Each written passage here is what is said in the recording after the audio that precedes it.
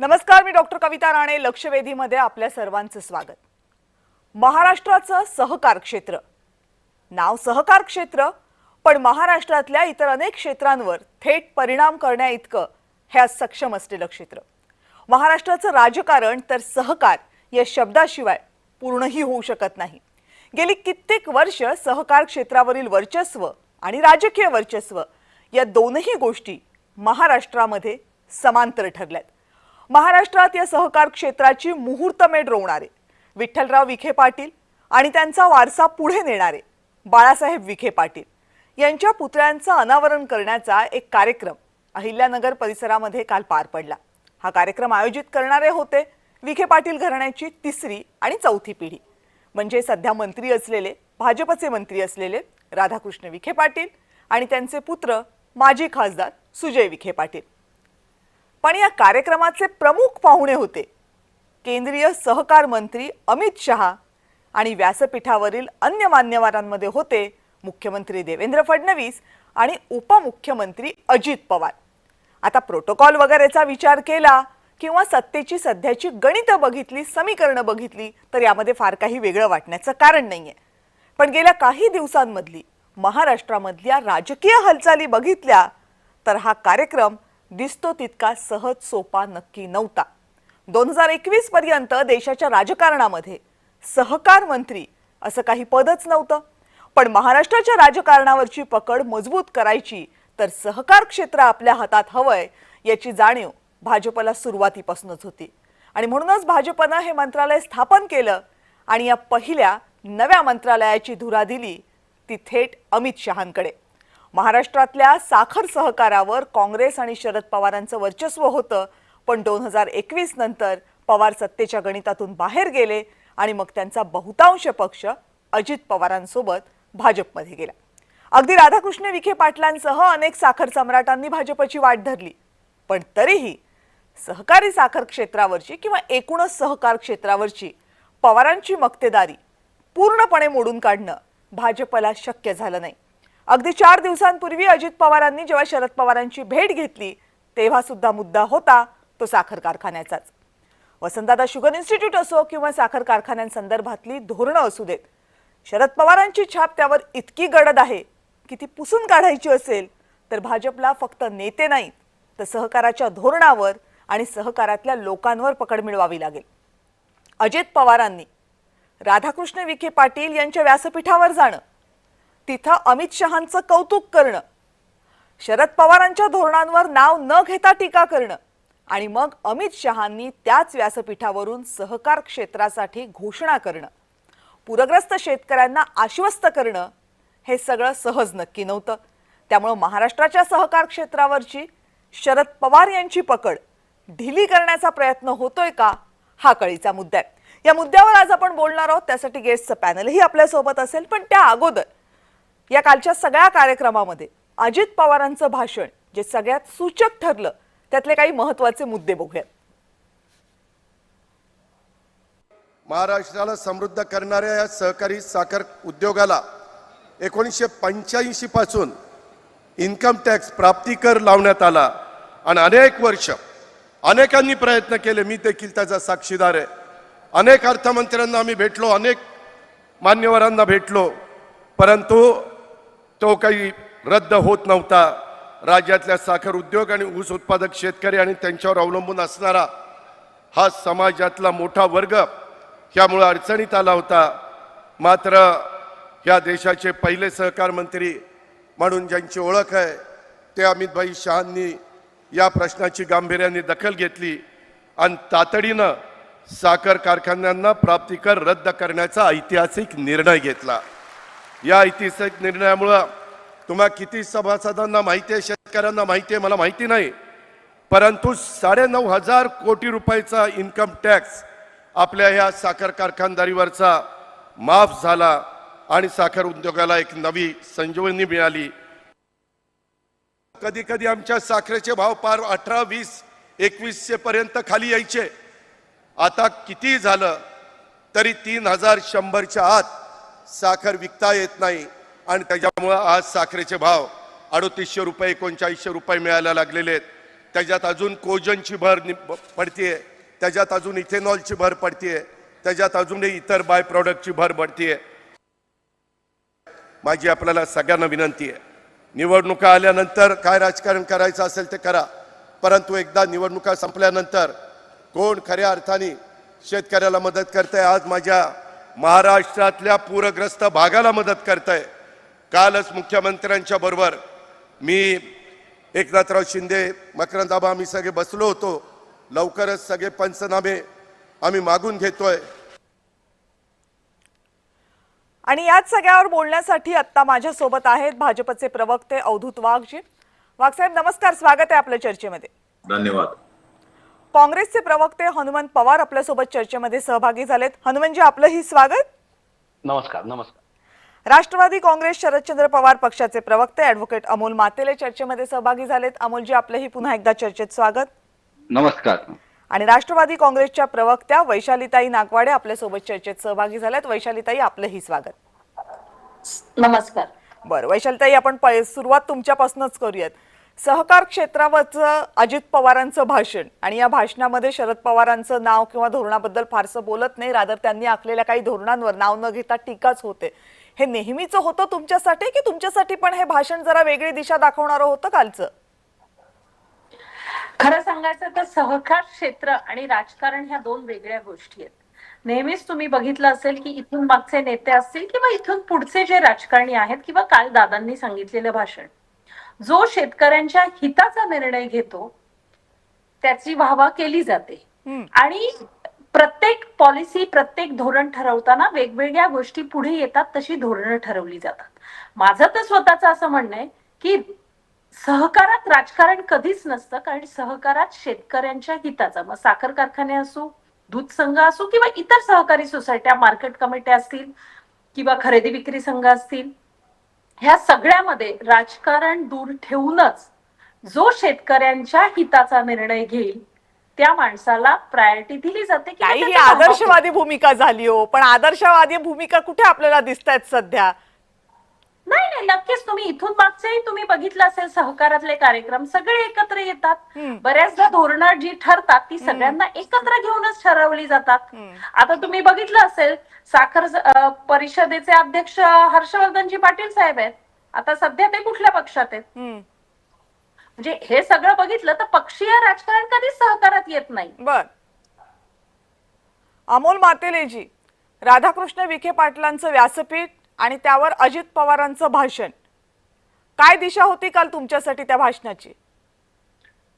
नाही, आम्हाला अशी अपेक्षा होती की राज्याचे मुख्यमंत्री, दोन उपमुख्यमंत्री, देशातले कृषी गृहमंत्री, सहकार मंत्री, एवढे सगळे मोठे मोठे नेते मंडळी आली तर आपल्या महाराष्ट्रामध्ये जवळजवळ पश्चिम महाराष्ट्र असेल, उत्तर महाराष्ट्र असेल, विदर्भ असेल, मराठवाडा असेल, या ठिकाणी अनेक जवळजवळ 31 जिल्ह्यामध्ये पिकं पाण्याखाली गेलेले, महापूर आलेले आहे, जनावरं वाहून गेलेले, गोठे वाहून गेलेले, घरामध्ये पाणी घुसलेले, शेतकऱ्यांच्या मुलांच्या शाळेचे पुस्तकं वाहून गेलेले आहेत. याच्यावरती काहीतरी ओला दुष्काळ जाहीर करतील अशी आम्हाला अपेक्षा होती, पण त्यांनी तसं न करता बाकी विषयाला बगल देऊन तुम्ही प्रस्ताव पाठवा, मग आम्ही तुम्हाला निधी देऊ.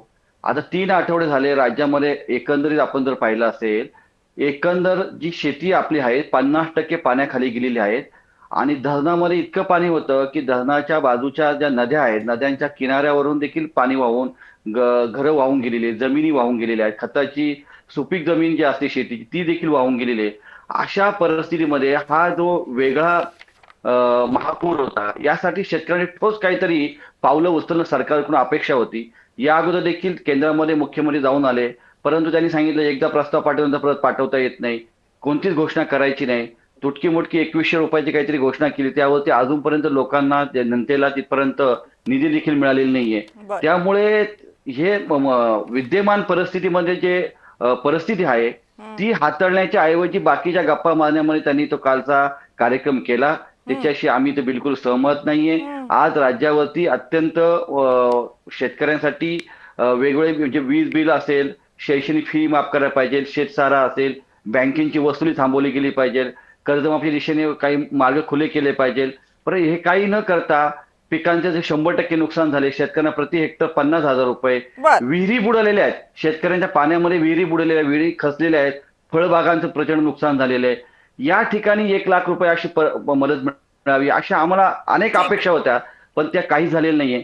जवळ सरकारी आकडेवारी आहे 31,87,000 शेतकऱ्यांची पंचनामे केलेले, इतकं प्रचंड नुकसान झालेलं आहे. शेतकरी ठीक आहे, आता माझा एक प्रश्न तुम्हाला सरकारची आकडेवारी. स्पेसिफिक आहे, कारण आजचा पण विषय यामध्ये जरा वेगळा आहे, त्यामुळे आपण यामध्ये कुठे विषयाकडे येऊयात. अमोल मातेलेजी, विषय हा आहे की सहकार क्षेत्राबद्दलचा. अजित पवारांच्या भाषणातले 2-3 मुद्दे मी तुम्हाला सांगते आणि त्याच्याशी तुम्ही सहमत आहात का सांगा. अजित पवारांनी असं म्हटलं की 1985 पासून इन्कम टॅक्स लावला गेला होता साखर कारखान्यांसाठी, तो अमित शहा यांनी रद्द केला आणि त्यामुळे 9,500 कोटी रुपयांचा कर जवळपास माफ झाला साखर कारखान्यांसाठी. त्याचं श्रेय त्यांनी अमित शहांना दिलं. दुसरं होतं की MSP साखरेची 3100 झाली, त्यामुळे आता साखर बाजारामध्ये साखर कारखान्यांना 3800 रुपये वगैरे क्विंटलनी विकता येते, त्याचा मोठा फायदा साखर कारखान्यांना झालेला आहे. आणि तिसरं त्यांनी मोलॅसिस बद्दलचं पण म्हटलं. आता हे सगळे मुद्दे आहेत, त्याचं सगळं श्रेय त्यांनी अमित शहा यांना दिलेलं आहे. शरद पवारांचं नाव कुठेही नाही घेतलेलं आहे. म्हणजे हे सगळं श्रेय अमित शहांचंच आहे, तुम्हाला मान्य आहे ना? नाही, आम्हाला मान्य कसं असेल. आता अजितदादांनी सांगितलंय ते म्हणजे सगळेच काय आम्ही तपासून पाहिलेलं नाहीये, त्यावरती त्याचा माहिती घ्यावी लागेल, अभ्यास करावा लागेल, अरे बाप. त्यानंतर सांगू शकतो. परंतु कालचा जो कार्यक्रम, एवढ्या केंद्रातले मंत्री आले होते, आम्हाला असं वाटलं आमच्या शेतकरी बांधवांसाठी काहीतरी मिळेल. अजितदादांनी त्या ठिकाणी तशी भूमिका मांडून काहीतरी पत्र पाठवून घ्यायला पाहिजे. त्यांनी उलट सांगितलं हे तिघांनी आमच्याकडे प्रस्ताव पाठवा आणि प्रस्ताव पाठवल्यानंतर तुम्हाला लगेच त्वरित निधी मिळवून देतो असं सांगितलं, पण कुठे काही घोषणा केलेली नाहीये. बरं, म्हणजे तुम्ही घोषणा करायला भाषण पाहिजे होती सोयीनं ना. ऐकलं. काय म्हणताय? म्हणजे प्रस्ताव पाठवायचा हे भाषणातला भाग तुम्ही ऐकलात, बाकीचे मी विचारलेल्या मुद्द्यांचा भाषणाचा भाग तुम्ही ऐकला नाहीत ना? नाही, आपण म्हणाल ना 1985 पासून दादा म्हणे प्राप्तिकर विभागामध्ये ते केलेलं आहे, त्याबद्दल मला काय फार माहिती नाहीये. ती माहिती घेऊन बोलेल असं बरं, म्हणाल. ठीक आहे. हनुमंत पवारजी, आता शरद पवारांनंतर जर साखर लॉबीवर किंवा सहकार, अर्थात मला हे शब्द वापरायला फार आवडत नाही, कारण जशी भूमिका मांडली होती वैशालीताईंनी मगाशी सहकाराची, तशी ती अपेक्षित होती आदर्शवादी. मग त्याच्यामध्ये साखर सम्राट, साखर लॉबी, साखरेचं राजकारण, सहकाराचं राजकारण हे शब्द येत नाहीत. पण दुर्दैवानं महाराष्ट्रात गेल्या काही वर्षांमध्ये, काही दशकांमध्ये म्हणूयात, सहकार क्षेत्राची वाटचाल ही राजकारणाला समांतर राहिलेली आहे. त्यामुळे ते टाळून सहकाराची चर्चा करता येणार नाही. त्यामुळे काल अजित पवारांचं जे भाषण झालं आणि स्वतः अमित शहा यांच्या उपस्थितीमध्ये ते भाषण होत असताना त्याचे काय अर्थ काँग्रेसने घेतले, कारण काँग्रेससाठी सुद्धा सहकार क्षेत्र हा मोठा पाया होता महाराष्ट्रातल्या राजकारणातला. हा पाया तुमच्यासाठी डळमळीत होतोय का आता? कविताजी, महाराष्ट्रामध्ये काँग्रेस पक्षानं स्वातंत्र्य मिळवल्यानंतर या महाराष्ट्राची वाटचाल कशी असली पाहिजे, इथलं कृषी अर्थशास्त्र काय असलं पाहिजे, याचं एक निश्चित धोरण समोर मांडलं होतं. आणि सुदैवानं म्हणा आमच्या आणि विखे पाटील जे आता आहेत, राधाकृष्ण विखे पाटील साहेब, यांच्या दुर्दैवानं त्यांच्या घरामधल्या एका ऋषितुल्य माणसानं हे तत्व मांडलं होतं. त्यांच्या स्टेजवर ज्यावेळेस अमित शहा साहेब येऊन बोलत होते, त्यावेळेस खरं म्हणजे माझ्यासारख्या काँग्रेस कार्यकर्त्याला इतिहास आठवत होता. विखे पाटील साहेब, गाडगीळ साहेब आणि वैकुंठबाई मेहता या 3 लोकांनी एकत्र येऊन पंडित जवाहरलालजी नेहरू, त्या काळातले पंतप्रधान, त्यांच्या समोर एक अर्थशास्त्राचं जगात कुठेही नव्हतं असं सहकाराचं मॉडेल मानलं. मला कायम महाराष्ट्राचा अभिमान वाटत आला. त्याचं कारण असं आहे की या महाराष्ट्रामध्ये शेतकऱ्यांना सोबत घेऊन आणि सरकारची मदत घेऊन शेतकऱ्यांच्या मालकीचा साखर कारखाना असली पाहिजे, ही जगात कुठेही नव्हती. ही कल्पना राधाकृष्ण विखे पाटलांच्या पूर्वजांनी मांडली होती. त्या स्टेजवर अमित शहा साहेब सहकार मंत्री म्हणून मिरवतात. अमित शहा साहेबांनी गुजरातमध्ये कधीही केंद्रीय गृहमंत्री व्हायच्या आधी एक साखर कारखाना काढला होता का? नरेंद्र मोदी साहेबांनी कधी साखर कारखाना काढला का? शेतकऱ्यांच्या उसाला भाव मिळावा म्हणून कुठला उद्योगधंदा काढला का? या लोकांनी सहकाराचं वाटोळं करण्याचा विडा उचलला आणि सहकार मंत्रालय स्थापन केलं. साखरेच्या कोट्याला तुम्ही बंदी घालता हो निर्यात करायला. माझ्या साखर कारखानदाराची, शेतकरी उसाच्या उत्पादकाची साखर पडून जाते आणि त्याच्या बळावर हे काँग्रेसच्या, राष्ट्रवादीच्या, शेतकऱ्यांच्या कारखानदारांना हे ब्लॅकमेल करतात आणि आपल्या बदलेमध्ये बसवतात. काय सांगितलं देवेंद्र फडणवीस साहेबांनी? मुख्यमंत्री आहेत, काटा मारणारे कारखानदार मला माहित आहे म्हणले. अरे वा, तुम्ही मुख्यमंत्री आहात, तुम्ही गृहमंत्री आहात राज्याचे, आणि जर शेतकऱ्यांना कुठले कारखानदार काटा मारून फसवत असतील तर तुम्ही यवाना त्यांना जेलमध्ये टाकायला पाहिजे होतं ना. पण तुम्ही त्यांना धमकी देताय, ब्लॅकमेल करताय, आणि जर त्यांनी पैसे दिले सरकारला तर मात्र तुम्ही त्यांचे गुन्हे माफ करताय. सहकाराशी भारतीय जनता पक्षाचा काहीही संबंध नाही. सहकार चळवळ ही काँग्रेस पक्षाच्या विचारधारेचा भाग होती आणि सहकारामधून महाराष्ट्रामध्ये समृद्धी आली, रस्ते आले, कारखाने निघाले, मुलांचे कॉलेज निघाले, इंजिनिअरिंग मेडिकल कॉलेज निघाले आणि ही सगळी महाराष्ट्राची जी प्रगती आहे, महाराष्ट्रातला माणूस पोट भरण्यासाठी उत्तर भारतामध्ये, मध्य प्रदेशमध्ये, गुजरातमध्ये गेला नाही. महाराष्ट्रातल्या प्रत्येक माणसाला महाराष्ट्रात रोजगार भेटला. त्याचं कारण सहकारी चळवळ होती आणि ती सहकारी चळवळ केंद्र सरकारमधलं आपलं बहुमत आणि आपलं वजन वापरून अमित शहा साहेब महाराष्ट्रातल्या कारखानदाराला ब्लॅकमेल करण्यासाठी वापरतायत आणि देवेंद्र फडणवीस साहेब राज्य सहकारी बँकेच्या वतीनं कारखान्याच्या कर्जाला थक हमी घेऊन मोठ्या मोठ्या नेत्यांना ब्लॅकमेल करतायत. भाजपात आला की त्या कारखानदाराच्या कर्जाला थक हमी मिळते, 200 कोटीची, 250, 300 कोटीची मिळते. मात्र तो काँग्रेसमध्ये असेल, राष्ट्रवादीमध्ये असेल, शिवसेनेशी संबंधित असेल तर मात्र त्याला छळलं जातं, त्याचं इथेनॉल घेतलं जात नाही, त्याचं अल्कोहोल घेतलं जात नाही आणि त्याच्या साखरेला निर्यातीची परवानगी दिली जात नाही, त्याच्या कर्जाला नोटिसा पाठवल्या जातात. सहकार क्षेत्र हे महाराष्ट्राचं नंदनवन करणारं क्षेत्र होतं. भारतीय जनता पक्षानं ब्लॅकमेल करण्याचं क्षेत्र म्हणून त्याची नवी ओळख निर्माण केली. त्याचा एक अंक आपण काल सभेमध्ये बघितला. बर, अवधूतजी, हे सगळे आरोप मान्य आहेत का? डॉक्टर कविता राणेजी, तुम्ही ह्या चर्चेचा टोन सेट करताना म्हणालात की महाराष्ट्रातील राजकारण आपल्या ताब्यात पाहिजे म्हणून भारतीय जनता पक्षाने सहकार क्षेत्र किंवा सहकार हे एक नवीन खातं सुरू केलं.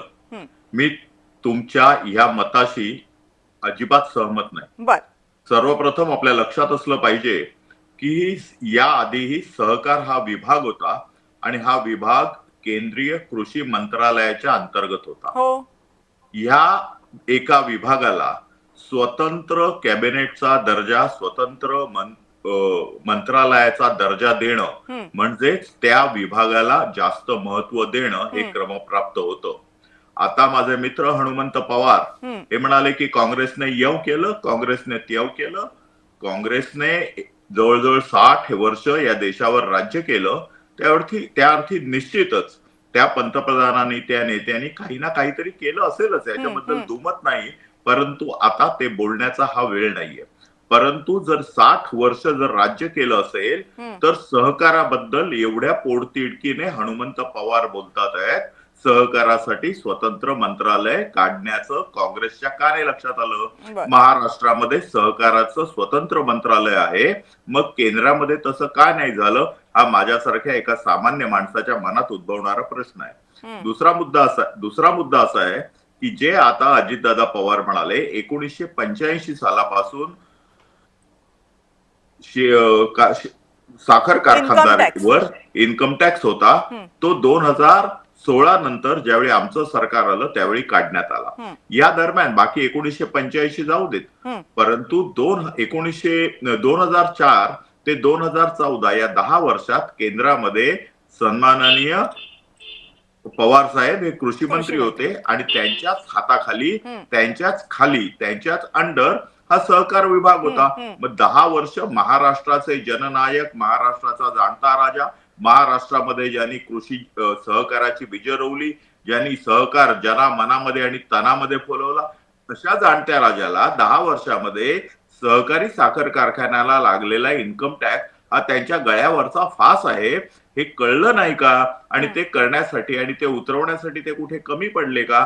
हा पण दुसरा प्रश्न माझ्या मनामध्ये येतो. ओके, आतापर्यंत जी काही चर्चा झाली त्याच्यामध्ये अतिशय भव्य आणि दिव्य सहकारी साखर कारखान्याबद्दल चित्र उभी केली होती. पण दरवर्षी आपण पाहतो की जोपर्यंत केंद्र सरकार आणि राज्य सरकारकडनं अनुदान मिळत नाही तोपर्यंत यातील काही जर सन्माननीय साखर कारखाने सोडले तर बहुतेक सगळे साखर कारखाने तोट्यात चालले आहेत. ते का चालले आहेत या प्रश्नाचं उत्तर प्रत्येकाने आपल्या मनात शोधावं. पण मी फक्त जाता जाता कविताजी एकच सांगतो की महाराष्ट्रामध्ये असलेले किती सहकारी साखर कारखाने दिवाळखोरीत गेले, किती साखर कारखाने बंद पडले, किती साखर कारखाने तोट्यात जातात आहे, किती साखर कारखान्यांचं खाजगीकरण झालं, याचा नीट अभ्यास केला तर आतापर्यंत ज्यांच्या हातामध्ये साखर कारखाने होते त्यांनी शेतकऱ्यांचं, कारखान्याचं वाटोळं करून आपलं घराणं कसं मोठं होईल हे पाहिलं आणि सहकारी साखर कारखान्याच्या माध्यमातून आमदारकी, खासदारकी मिळवून सत्ता आणि साखर कारखाना साखर कारखाना आणि सत्ता यांचं गणित अतिशय चांगल्या प्रभावी पद्धतीने करण्यात ते यशस्वी झाले. भारतीय जनता पक्ष अतिशय पारदर्शकरित्या, जसं आता वैशालीताई म्हणाल्या त्याप्रमाणे सर्व राजकीय पादत्राणं बाहेर काढून सहकाराशिवाय उद्धार नाही हे लक्षात घेऊन सर्व लोकांनी एकत्र येऊन कुठच्याही प्रकारे साखर कारखानाच नव्हे तर सर्व प्रकारच्या सहकारामध्ये येऊन या देशाचा विकास करावा अशी भूमिका घेऊन पुढे जात आहे. तुमचे दोन्ही प्रश्नही रास्त आहेत जे तुम्ही पहिल्या दोन मुद्द्यांमध्ये उपस्थित केलेत, आणि तिसरा तुमचा मुद्दा तर अत्यंत महत्वाचा आहे, म्हणजे साखरेचं काय आणि सहकाराचं काय राजकारण करताना या मुद्द्याकडे अजिबात दुर्लक्ष होता कामा नये की याच सहकारातून महाराष्ट्रामध्ये राजकीय घराणी निर्माण झाली आणि मग त्या राजकीय घराण्यांनी याच सहकारावर वर्चस्व केलं, म्हणजे सहकारातून राजकारण आणि राजकारणातून सहकारावर वर्चस्व असं एक दुष्टचक्र महाराष्ट्रामध्ये निर्माण झालं. हे नाकारण्यात काही हाशील नाहीये. याचं काउंटर क्वेश्चन घेऊन मी तुमच्याकडे येईन, पण तुम्ही पहिले दोन प्रश्न जे विचारले त्याचं उत्तर हनुमंतजी तुम्ही देणार आहात की अमोल मातुलेजी तुम्ही देणार आहात?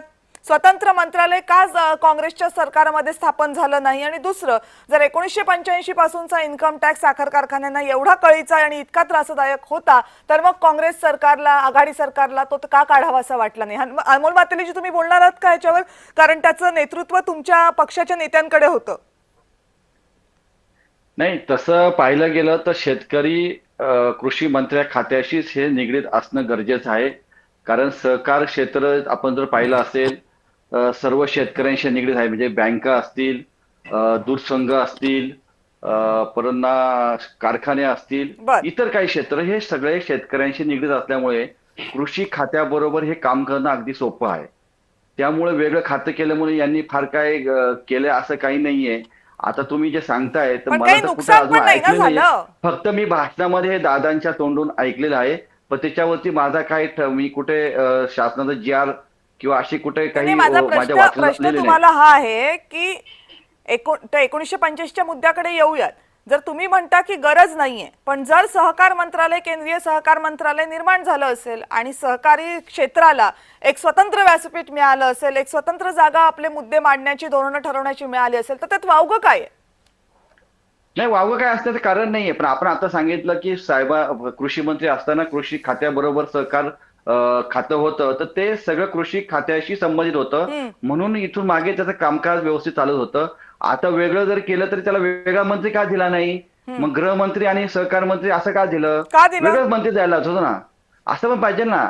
जे सहकार क्षेत्रामध्ये ज्यांनी काम केलं आहे, त्यांना ह्या कामाचा अनुभव आहे, अशा लोकांच्या हाती सत्ता द्यायला पाहिजे. ते अमित भाईंच्या हातातच का दिलं गेलं खातं, मला सांगा ना. तुम्हाला काय वाटतं का अमित शहाकडे दिलं गेलं? बरं, पहिल्यांदा दिलं गेलं, नंतर दुसऱ्यांदा पण त्यांच्याचकडे दिलं गेलं. राज्यमंत्री पण महाराष्ट्रातले.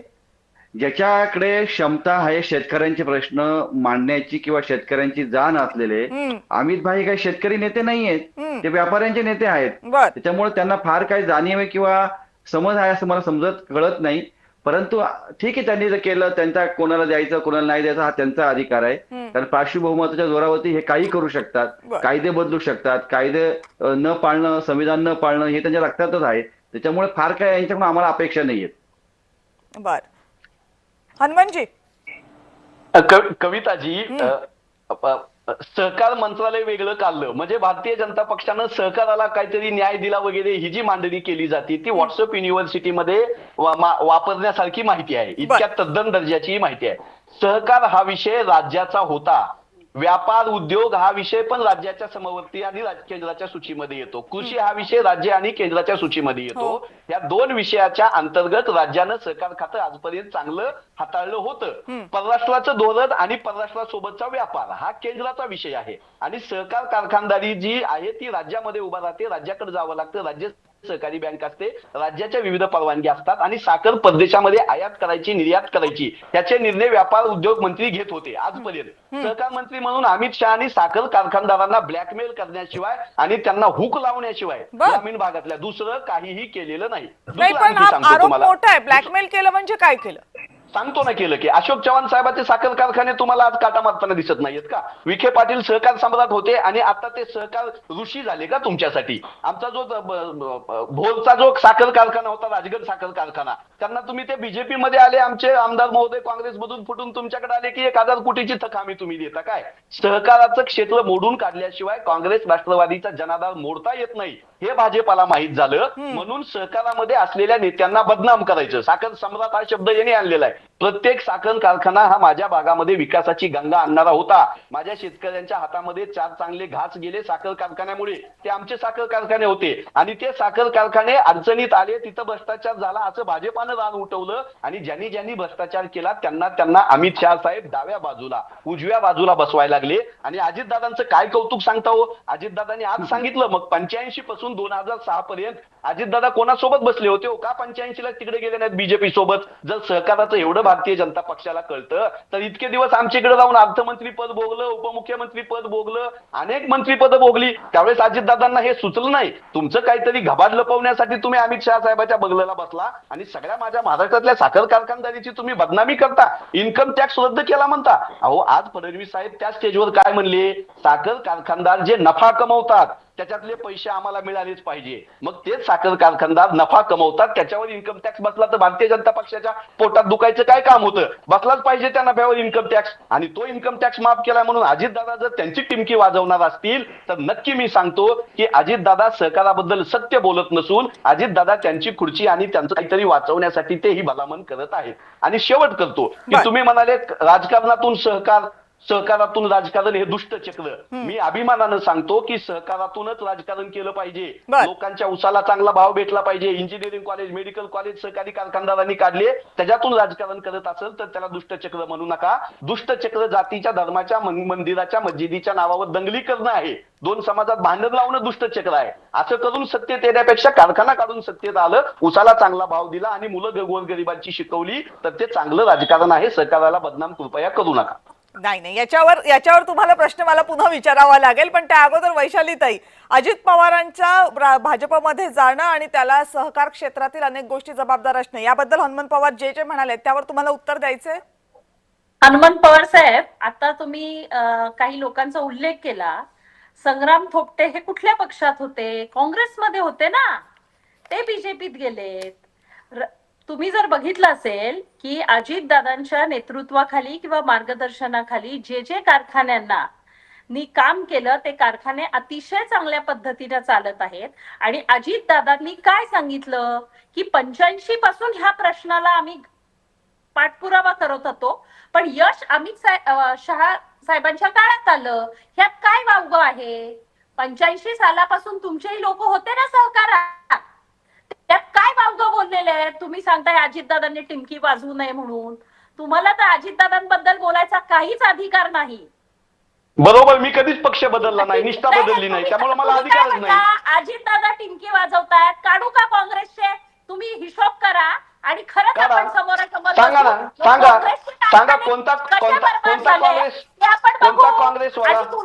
काँग्रेसवाला राजकारण आणू नका सहकारात. माझं अजूनही असंच म्हणणं आहे की तुम्ही राजकारणाचे जोडे त्या सहकार कारखान्यातनं बाहेर ठेवले तरच सहकारी साखर कारखाना चांगला राहणार आहे. अजितदादाच्या मॅनेजमेंटच्या राजकारणाला तुम्ही हे म्हणताय हो? अजितदादांनी जोडे डोक्यावर घेतले बीजेपीचे, अजितदादांनी अमित शहा साहेबांचे जोडे डोक्यावर घेतले आणि तुम्ही आम्हाला जोडे काढा म्हणताय. मी हे बोलत असताना एक शब्द बोललेले नाही, ह्यांना गप्प बसायला सांगा. ठीक आहे, बोलू देत हनुमानजी, त्यांना बोलू देत, मी येते नंतर. तुम्ही मगाशी सांगितलं राजकारण करायचं म्हणजे काय? जिथं 2 माणसं कामाला लागतात तिथं 10 लोक कामाला ठेवायची आणि ती घरगडी म्हणून घरी ठेवायची. हेच का काँग्रेसचं राजकारण? हेच चहा द्यायला खरी माणसं ठेवायची? हेच का काँग्रेसचं राजकारण? मग आता जर व्यापारी पद्धतीनं, माझं तर स्वतःच असं मत आहे, मी महानंद सारख्या संस्थेवर चेअरमन म्हणून काम केलेलं आहे, मलाही माहिती की जोपर्यंत एखादा सहकार कारखाना प्रोफेशनली चालत नाही, म्हणजे 100 लोक जर अपेक्षित असतील कामाला ठेवणं तर 100च लोक तिथं असायला पाहिजे. 100च्या ऐवजी राजकारणासाठी जर 200 लोक काँग्रेसने जे केलं, घरी ठेवायचे, कोणाच्या ड्रायव्हर म्हणून राहायचं, बायकोच्या ड्रायव्हरवर चेअरमनचे बायको पोरं शाळेत सोडायला ठेवली तर सहकाराची वाट लागणारच आहे ना. आणि तो जर सुधारण्याचा सगळे पक्ष मिळून प्रयत्न करणार असतील तर तुमचं काय जात आहे? बर वैशालीताई आता मी तुम्हाला फक्त छोटासा विचारते. प्रश्न एवढा होता की 1985 पासूनच्या टॅक्सचा जर अजित पवारांनी उल्लेख केला तर 1985 पासून अजित पवार राज्यामध्ये केंद्रामध्ये होते, निवडून गेलेले नेते होते, अनेकदा सत्तेमधले नेते होते. मग त्यावेळेस त्यांनी यासाठी काही प्रयत्न केले नव्हते का? तेव्हा का नाही झाला तो साखर कारखान्यांचा कर माफ, इन्कम टॅक्सचा कर माफ, जर त्यांना तो इतका माफ करून हवा होता तर? आणि जर तो त्यांच्या वेळेत झाला नाही आणि आता अमित शहानी केला असं म्हणत असतील तर ते आपलं पहिलं अपयश लपवतायत की आत्ताची राजकीय सोय बघतायत? अपयश लपवायचा प्रश्न नाही. एखादी गोष्ट एवढ्या मोठ्या चळवळीत फॉलोअप घेणं आणि त्याला यश मिळणं म्हणजे काय, तर फॉलोअप घेत होते पण यश आता मिळालं आणि अमित शहानी कदाचित त्याच्यासाठी जास्त प्रयत्न केले हे दादा बोललेले आहेत. की असं आहे की जे शरद पवार नाही करू शकले ते अमित शहानी केलं, इतका त्याचा सरळ अर्थ आहे?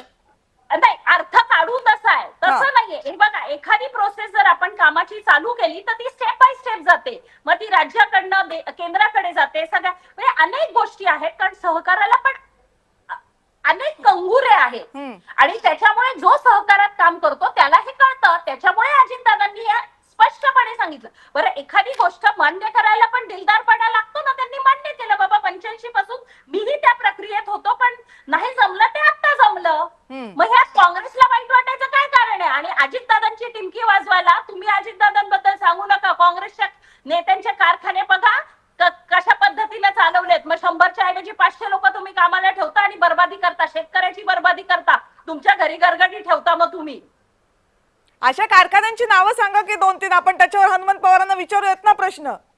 मॅडम, मला आता राजकारण मी पहिल्या दिवसापासून ह्या मताची आहे की बाबा सहकारात राजकारण आणू नका. जे चांगलं असेल आणि एखादी इंडस्ट्री जर प्रोफेशनलपणे चालणारी असेल, शेवटी सहकारी साखर कारखाना असेल किंवा खासगी सहकारी साखर कारखाना असेल, तुम्ही जर बघितलं की खासगीत जेव्हा 100 लोक लागतात तेव्हा सहकारात 200-300 लोक भरली जातात आणि सॅलरीचा ओव्हरहेड वाढतो आणि त्याच्यामुळे सहकार साखर कारखाना आपण म्हणतो की त्याच्यातून राजकारण होतं.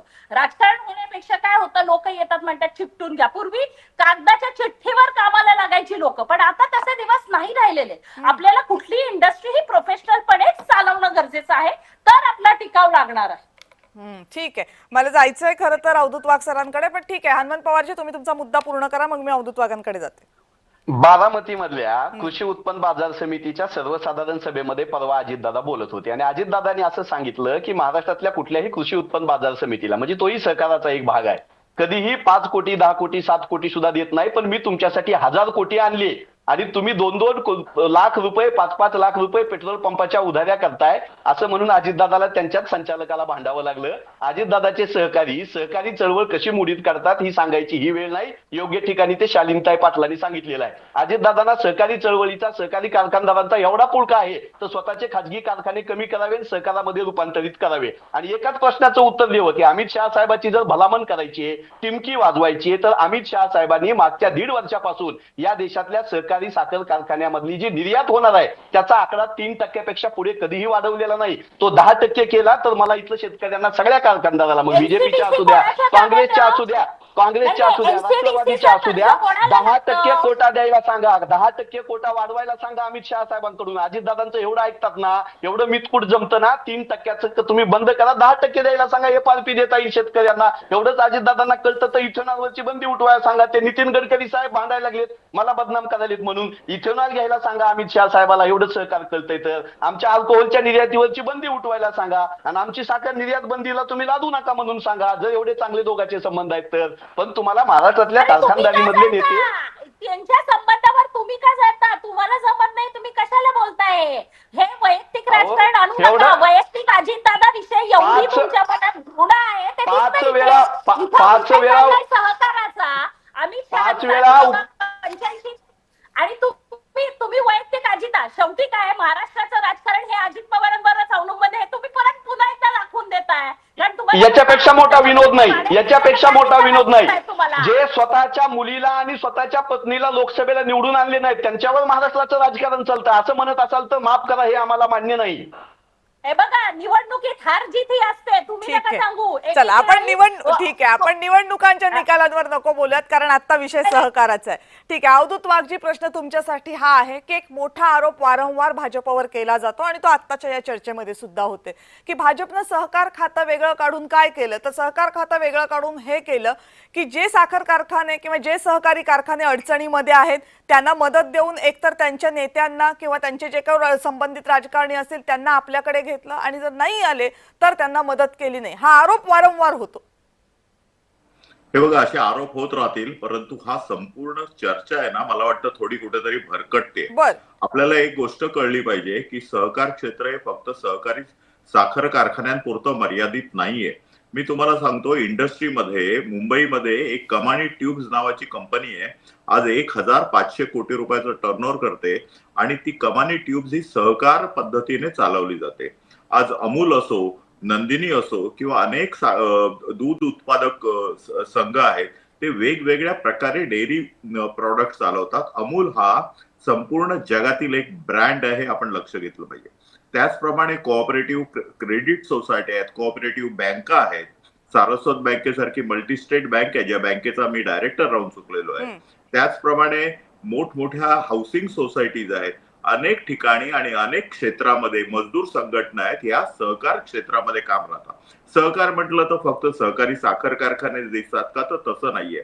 आज येणाऱ्या भविष्याचा वेध घेण्यासाठी आणि जास्तीत जास्त लोकांना आपल्याला इन्व्हॉल्व करण्यासाठी आणि शेतकरी आणि मॅन्युफॅक्चरर याच्यामधले जर दलाल आपल्याला घालवायचे असतील, तर त्या शेतकऱ्याला थेट त्या कारखान्याचा समभागाचा मालक बनवणं, त्याचा शेअर्स त्याला मिळणं, हे सहकारी साखर कारखानदाराचं किंवा सहकारी संस्थांचं मुख्य कर्तव्य आहे. आणि त्या दृष्टिकोनातून आज जो आवाका जो सहकाराचा वाढलेला आहे, त्या आवाक्यातून जर आपण पाहिलं तर जर आपल्याला विश्वगुरु भारताला करायचं आहे, तर सहकाराच्या माध्यमातून आपण साधारण 0.5 ट्रिलियन इकॉनॉमीमध्ये वाढ करू शकतो. हे लक्षात आल्यानंतर केंद्र सरकारने हा निर्णय घेतलेला आहे.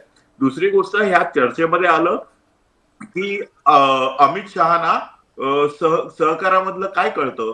मी सांगतो तुम्हाला की महाराष्ट्रामध्ये जेवढा सहकार आहे त्याहून जास्त सहकार गुजरातमध्ये आहे. आपण जरा सर्वांनी अभ्यास करायची गरज आहे. हा मुद्दा नंबर 1. मुद्दा नंबर 2, अमित शहा हे स्वतः अमूलच्या संचालक मंडळावर होते आणि कित्येक सहकारी गुजरातमधल्या साखर कारखान्यांचे संचालक होते. तिसरा मुद्दा असा की एक विषय आलेला आहे की अमित शहा हे व्यापाऱ्यांचे नेते आहेत. अर्थात व्यापाऱ्यांचे नेते असणं यात वाईट नाही, परंतु अशा तऱ्हेने अतिशय उथळपणे जर कोण बोलत असेल तर त्याला जर मी असं म्हटलं तर चालेल का की शरद पवार हे कारखानदारांचे आणि बिल्डरांचे नेते आहेत?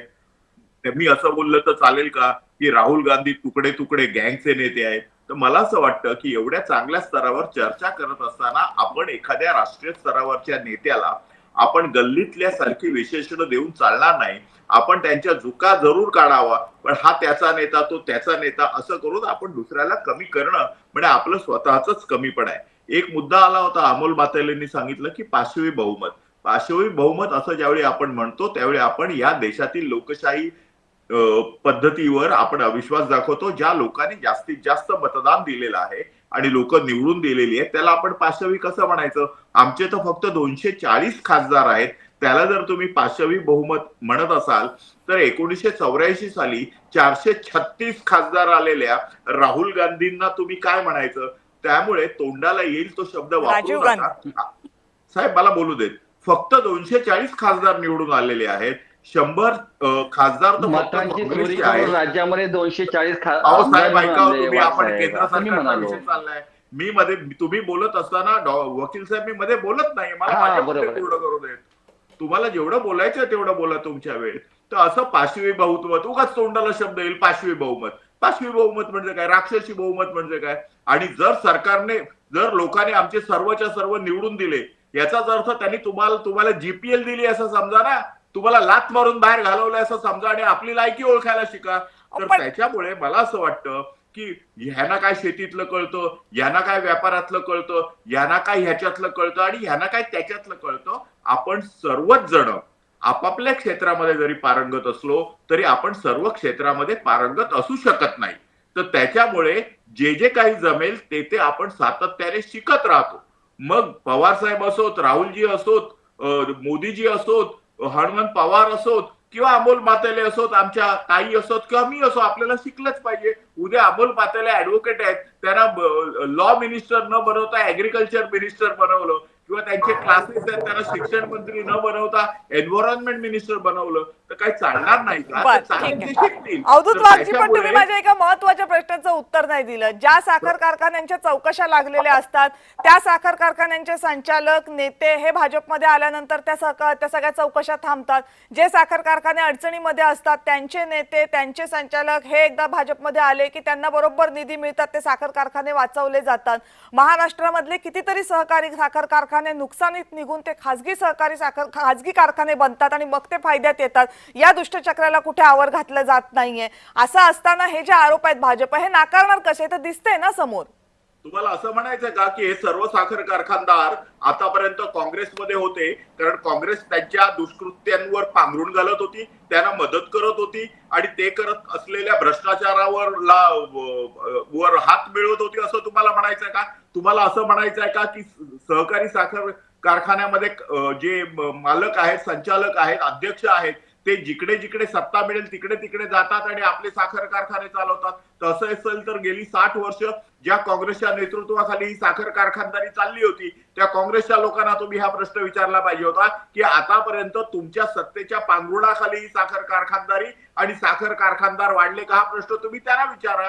विचारते ना तुमच्या वतीनं, मी त्यांना विचारते. बोला हनुमंतजी. आणि हा व्हॅलिड प्रश्न आहे. साखर कारखानदारमध्ये जो भ्रष्टाचार होत होता तो भ्रष्टाचार हा भारतीय जनता पक्षानं उभा केलेला एक डांगोरा होता. साधं उदाहरण माझ्या तालुक्यातलं जिल्ह्यातलं सांगतो. तेरणा ट्रस्टच्या मध्ये डॉक्टर पद्मसिंहजी पाटील राष्ट्रवादी काँग्रेसमध्ये होते, त्यांचा मुलगा आता भारतीय जनता पक्षामध्ये आहे. न्यायमूर्ती पी.बी. सावंत आणि अण्णा हजारे, भारतीय जनता पक्षाचे लाडके गांधी अण्णा हजारे, त्या अण्णा हजारेंनी या पद्मसिंह पाटील यांच्यावर कारगिलमध्ये युद्ध झाल्यानंतर निधी जो द्यायचा आहे तो कारखानदार समाजल्या शेतकऱ्यांनी दिला. तो निधी तेरणा ट्रस्टनं म्हणजे त्यावेळेसच्या संचालकांनी वापरला नाही, म्हणून भारतीय जनता पक्षाच्या नेत्यांनी टाहो फोडला होता, टीव्हीवर फोडला होता, रस्त्यावर फोडला होता. आज भारतीय जनता पक्षाचं कमळ घेऊन राणा जगजितसिंहजी पाटील, त्याच पद्मसिंह पाटलांचे चिरंजीव, आणि राणा जगजितसिंह पाटलाचा मुलगा म्हणजे पद्मसिंह पाटलाचे नातू मल्हार पाटील हे राष्ट्रीय स्वयंसेवक संघाची खाकी पॅन्ट, पांढरा शर्ट, काळी टोपी घालून संचलनामध्ये असलेले भारतीय जनता पक्षाला कसे चालतात? असे प्रत्येक जिल्ह्यामधले, प्रत्येक तालुक्यामधले भ्रष्ट राजकारणी ज्यांना काँग्रेसच्या काळात गुन्हे दाखल झाले, सहकारातून बेदखल करण्यात आलं, काही जणांना तुरुंगात टाकलं, ती सगळी मंडळी आज भारतीय जनता पक्षाच्या स्टेजवर असतात. याचं उत्तर द्यायची वेळ आल्यानंतर काँग्रेसनं 60 वर्षात काय केलं असा प्रश्न उपस्थित करणार असाल तर जाऊ द्या जुनं, पण मला आत्ताच सांगा. 450 लाख टन साखरेचं उत्पादन झालं, 350 लाख टन आपल्या देशामध्ये साखर लागते, 150 लाख टन साखर अतिरिक्त आहे, 2 वर्ष झालं गोदामात पडून आहे, त्याच्यामधल्या 100 लाख टन साखरेला निर्यातीची परवानगी द्या. म्हणून महाराष्ट्रासह उत्तर प्रदेशसह मध्य प्रदेश मधले कारखानदार अमित शहा साहेबाला भेटतायत, पण अमित शहा साहेब साखर उद्योगामध्ये जर कोणते नेते असतील आणि ते घ्यायचे राहिले असतील तर ते सगळे घ्या आणि मग साखर निर्यातीला परवानगी द्या म्हणून आमच्या शेतकऱ्यांचा पैसा पडून ठेवतात आणि यांच्यावर सरकाराच्या कल्याण करण्यासाठी, शेतकऱ्यांचं कल्याण करण्यासाठी याची भाषणं देतात. वस्तुस्थिती काय आहे, साखर क्षेत्रावरचं संकट काय आहे, साखर क्षेत्रावरच्या कर्जाचं कसं राजकारण अमित शहा साहेब आणि देवेंद्र फडणवीस साहेब करतायत हे महाराष्ट्र उघड्या डोळ्यांनी बघतोय.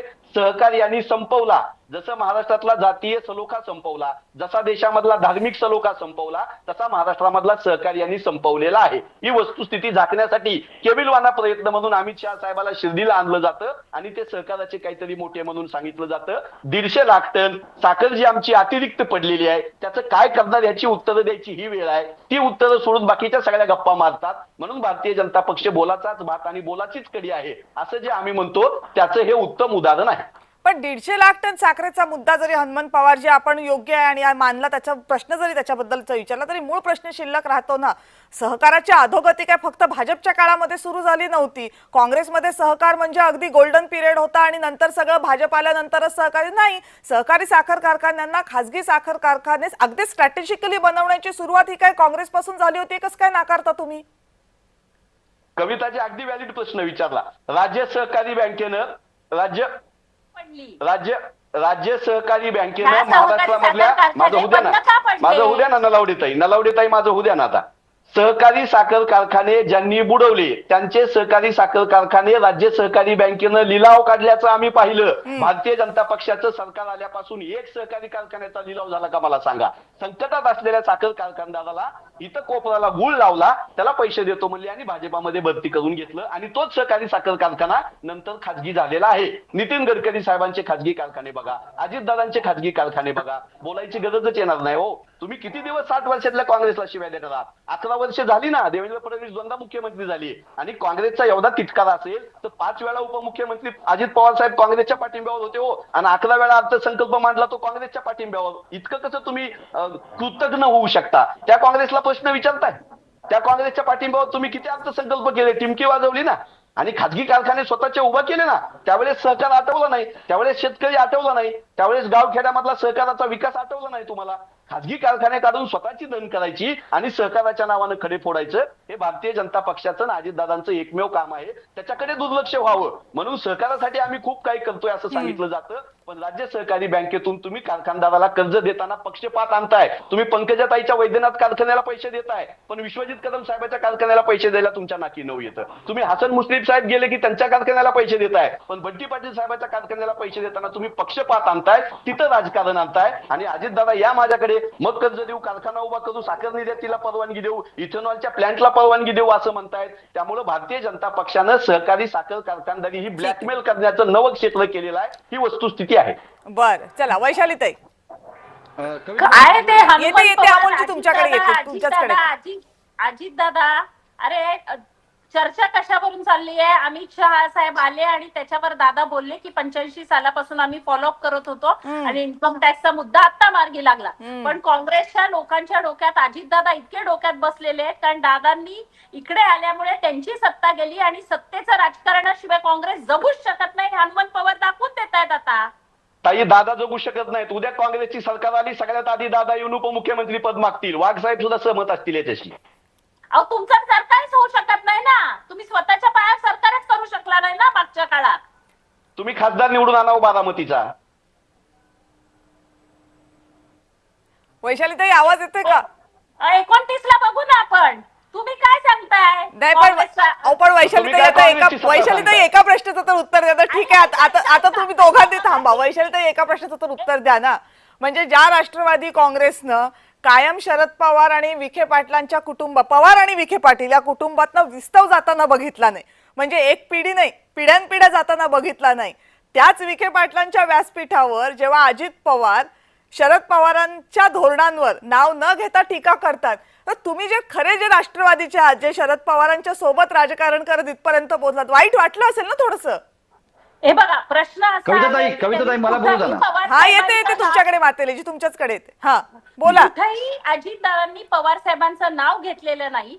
दादांचा स्वभाव आहे, जे चांगलं आहे ते चांगलं म्हणण्याचा स्वभाव आहे. त्या पद्धतीनं त्यांनी अमित शहांचं कौतुक केलं, प्रश्न मार्गी लागला म्हणून. याचा अर्थ कोणाला कमी दाखवलं हे तुम्ही दाखवताय, आम्ही कोणीच बोललो नाही ना. नाही ताई, तुम्ही राष्ट्रवादीच्या अगदी जुन्या कार्यकर्त्यात असं समजून मी विचारलं. म्हणजे विखे पाटील आणि पवार कुटुंबामधलं नातं काय महाराष्ट्राला नवं नाहीये ना, त्या अनुषंगानं प्रश्न होता.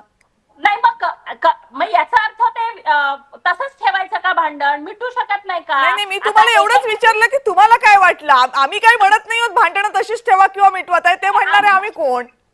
फडणवीस साहेब आणि अजितदादांचं भांडण मिटलं, दोघांचं अभिनंदन. सहकाराची सुरुवात झाली त्याच व्यासपीठावर दादा गेले म्हणून काय फरक पडला? बर, कारण सुरू झाला आणि हे मगाशी मला वाटतं गुप्ते साहेबांनी जो मुद्दा काढला नंदिनी दुधाचा आणि अमूल दुधाचा, तर मी काँग्रेसला हेच सांगेन की तुमचेच मुख्यमंत्री होते. अमूल आणि नंदिनी पुढे जाण्याची काय ना बघा. हे सगळे 1 विलेज 1 सोसायटी 1 तालुका 1 संघ हे सगळे मुद्दे गुजरातमध्ये पाळले गेले आणि म्हणून महाराष्ट्राची वाट लागलेली आहे दूध संघाच्या बाबतीत. थोडा अभ्यास करा त्याच्यावर. ठीक आहे.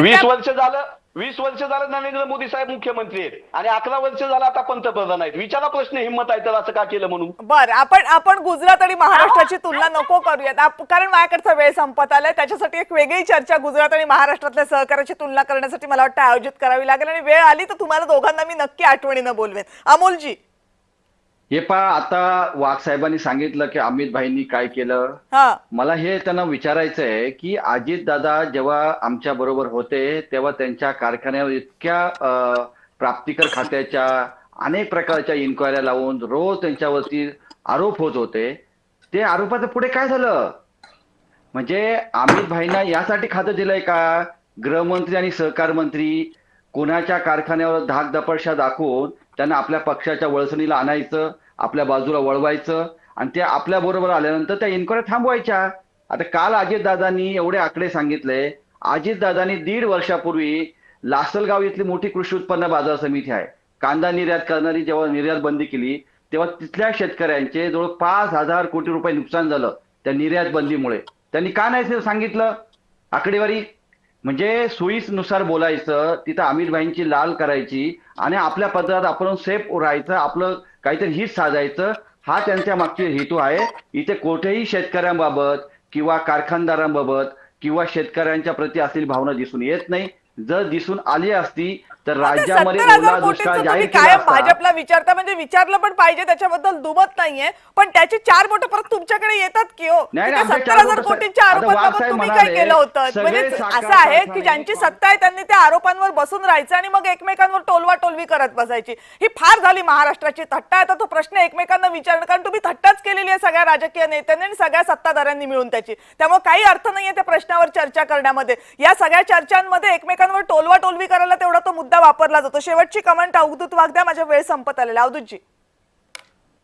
कविताजी, असं आहे की 1900 आता आमचे मित्र हनुमानजी आणि अमोलजी म्हणाले, हा वस्तुस्थिती आपण काही लक्षात घेतली पाहिजे महाराष्ट्राची. हम्म या पक्षाचं ते रिप्रेझेंट करतात, प्रतिनिधित्व करतात, तो काँग्रेस 1995 साली आताच्या राष्ट्रवादी शपचे अध्यक्ष माननीय शरद पवारजी यांच्या नेतृत्वाखाली इलेक्शन लढला 1995 ला. त्यावेळी 80 जागा आल्या होत्या.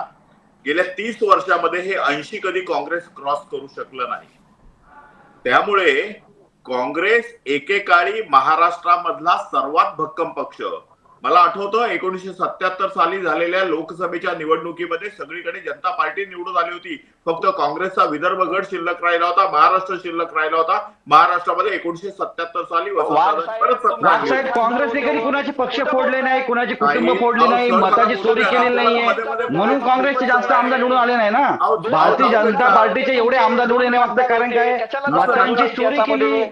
तुम्ही मत चोरून सत्तेवर आले. 2 खासदार होते तुमचे. जनतेमध्ये निवडून आलेले अहो, नाहीये. आज तुम्ही 19 सांगा, तुम्ही शिवसेनेबरोबर केली युती सत्तेसाठी. मला तुमचं संरक्षण हवंय. कशाला काढताय जुनं? कोणीही बोलत असताना मी मध्ये बोलत नाही. मला तुमचं संरक्षण हवंय. हे असं नाही आपण त्या चालणार. सहकाराच्या विषयामध्ये तुमचे 2 खासदार हा, होते याची ते आठवण त्याच्या- करून द्यावी का आम्ही हे असं 84 ला? अवधूतजी ठीक आहे, आपण इलेक्टोरल इतिहास नको मांडूयात. मुद्दा फक्त सहकाराबद्दलचा येतो जो ना, असेल लगेच तो येतो, सांगा, कारण लगेच वेळ येतो. संपले माझी. अवधूतजी. लगेच येतो. तर त्यामुळे आपण आपल्या पायाखाली काय जळतं ते बघायचं. आणि काँग्रेसने पक्ष फोडले नाहीत असं म्हणणाऱ्यांनी मग छगन भुजबळांना कोणी आणलं काँग्रेसमध्ये? छगन मग भुजबळ आले स्वतः. नारायण राणेला कोणी आणलं पार्टीमध्ये? स्वतः गेले नाही. मला बोलू देत नाही तर 70,000 कोटी रुपयाचा आरोप नव्हता. छगन तुम्ही भुजबळ मध्ये बोलू नका. 70,000 कोटी रुपयाचा आरोप काँग्रेसने केला नव्हता. छगन भुजबळ एक मिनिट. अवधूतजी आणि हनुमानजी माझ्याकडची वेळ संपलेली आहे. अवधूतजी आणि हनुमानजी माझ्याकडची वेळ संपलेली आहे. आणि कुणी कुणा राजकीय खेळ्या केल्या हे बोलण्याचा किंवा कुणी कुणाचे किती पक्ष फोडले ह्याच्यासाठी ही चर्चा नव्हती. ही चर्चा महाराष्ट्रातल्या एका अत्यंत महत्वाच्या मुद्द्यावर होती, जी सहकार क्षेत्रावर होती. ज्या सहकार क्षेत्रानं महाराष्ट्रातल्या अनेक ग्रामीण भागांना संपन्नतेचा मार्ग दाखवला, ज्या सहकार क्षेत्रानं महाराष्ट्रातल्या अनेक गावांना, घरांना विकासाचा मार्ग दाखवला, त्या सहकार क्षेत्राची आजची अवस्था ही आदर्शवत नाही हे कुणीही मान्य करेल. पण त्याही पुढे जाऊन याच सहकार क्षेत्राचा आणि त्या सहकार क्षेत्रावर असलेल्या असंख्य जनांच्या विश्वासाचा जर राजकीय क्षेत्रासाठी वापर होत असेल, राजकारणासाठी वापर होत असेल, त्यातून राजकीय घराणी तयार होत असतील आणि मग त्या राजकीय घराण्यांच्या आडून लाखो मतांचं राजकारण केलं जात असेल आणि त्यासाठी महाराष्ट्रातल्या शेतकऱ्यांचे, त्यांच्या मालाचे, त्या मालाला मिळणाऱ्या भावाचे दाखले दिले जात असतील तर यावर चर्चा होणं गरजेचं आहे. कारण प्रश्न इथे फक्त राजकारण राजकारणाचा नाहीये, सहकारावर कुणाचं अस्तित्व राहील, कुणाचं प्रभुत्व राहील एवढाच नाहीये, कारण फक्त तेवढ्या पुरतं ते मर्यादित ठेवलं तर संकुचित ठरेल. प्रश्न महाराष्ट्रातल्या त्या प्रत्येक शेतकऱ्याचा आहे ज्यानं सहकारातून स्वतःच्या संपन्नतेची, स्वतःच्या चांगल्या भविष्याची स्वप्न पाहिली होती. जर सहकाराला राजकारणाचा अड्डा बनवून ही सगळी स्वप्न मातीत मिळवली जाणार असतील तर महाराष्ट्रातल्या फक्त न्यूज चॅनल्सनी किंवा पत्रकारांनी नाही तर प्रत्येक शेतकऱ्यांनी प्रश्न विचारला पाहिजे. आणि त्यासाठीची चर्चा आयोजित करण्यात आली होती. फक्त सहकारावर राजकारणाचं वर्चस्व कुणाचं एवढाच संकुचित विचार नाहीये. सहकाराकडे डोळे उघडून बघण्याची अजूनही वेळ आहे, संधी गेलेली नाहीये, एवढंच सांगण्याचा हा प्रयत्न. आपण सगळेजण या चर्चेमध्ये सहभागी झालात, सगळ्यांचे मनापासून आभार.